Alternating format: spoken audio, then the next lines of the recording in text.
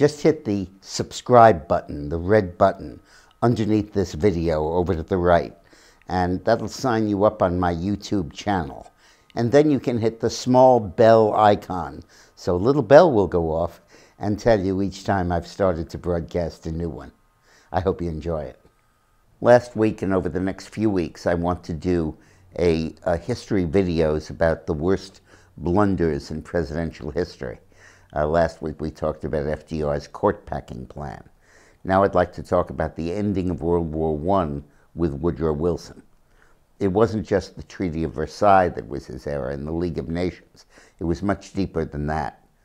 Wilson had gotten elected in 1912 in a three-way race with Theodore Roosevelt running for president, along with Taft on a third party.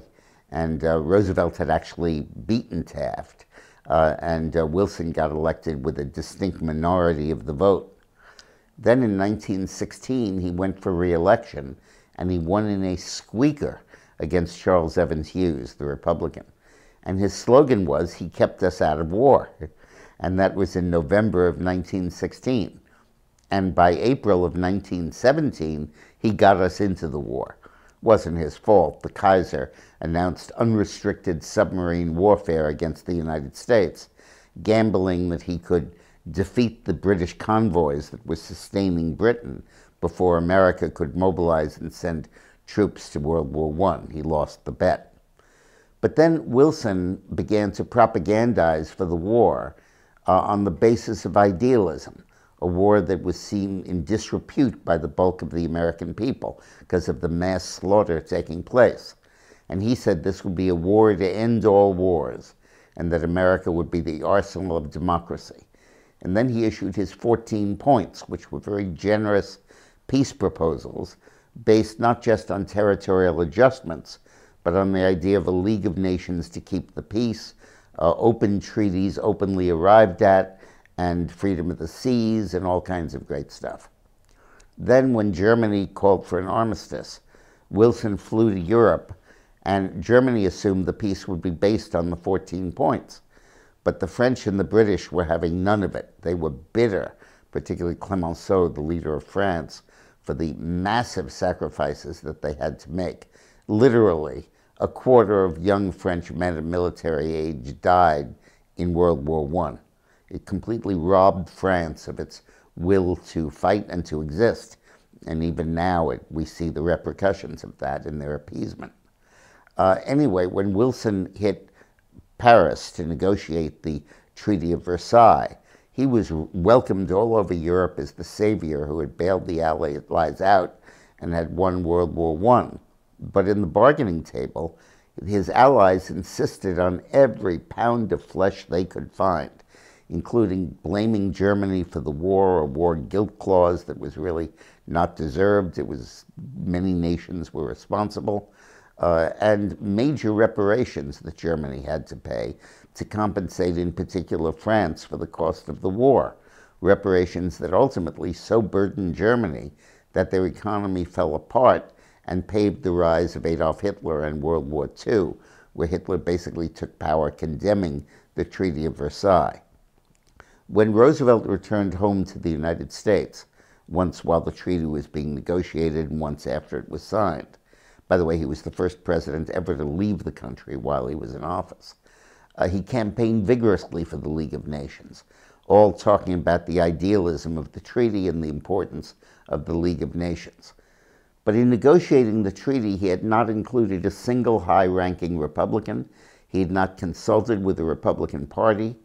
And in the elections of 1918, held a week before the armistice, the Republicans took control of Congress by an even larger margin. And he never worked with the Republicans to pass the treaty. The Republicans were led by Henry Cabot Lodge, senator from Massachusetts, head of the Foreign Affairs Committee. And he was an isolationist and opposed to the League of Nations from day one. He said that it would take away from the U.S. the power to declare war, and that the League of Nations could get us involved in wars without the approval of the American Congress, a fallacious view, but he pushed it. He said, "I'll approve the treaty, but only with certain reservations, which you'll have to go back and renegotiate." And the reservations were not major. They were okay.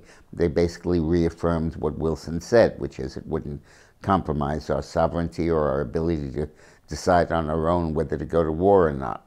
But Wilson was rigid and refused to compromise, and increasingly showed the effects of arteriosclerosis in his brain that led to a massive stroke while he was out campaigning for the treaty that incapacitated him for his entire presidency and killed him 4 years later.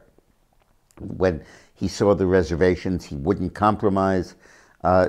He had the votes to ratify the treaty with the reservations, but he wouldn't make the slightest change, and the treaty went down to a crashing defeat. His presidency was totally discredited, and with it the war, World War I. And the 30s and 20s were consumed by hearings about how arms profiteers had gotten us into the war, and we shouldn't have gotten into the war in the first place. And a period of isolationism settled over the United States that Roosevelt had a hell of a time dislodging and bypassing when Hitler loomed as a real threat and World War II came to be. This video is sponsored by the Patriot Gold group. Looking at the economy, I've come to the conclusion that the prognosis for the next year or two is the market goes down, the economy goes up. Normally, that wouldn't be possible. In the past, there's never been a year that I can recall where they both didn't go up, or they both didn't go down, or both stay even together in sync. But because of the massive amount of fiscal stimulus, monetary stimulus, not fiscal, which Obama literally printed $3 trillion and flooded it into the banks, who used it to buy stock, usually their stock, so they could enrich themselves with stock options and bonuses. It ballooned the market up to incredible and unsupportable and unrealistic heights. And that has got to come down and should come down in the interest of the economy. But in the meantime, the broader economy, impelled by the Trump tax cuts, is doing fine. And I think will continue to grow and will continue to be a healthy economy. Now, what that means is, on the one hand, with a good economy, you're making money, but on the other hand, with the stock market, you're losing it. And I think the solution is obvious for me. It's investing in gold and silver. That usually goes up when the market goes down. So call the Patriot Gold Group at the number on the screen, or go to patriotgoldgroup.com. Thanks for watching.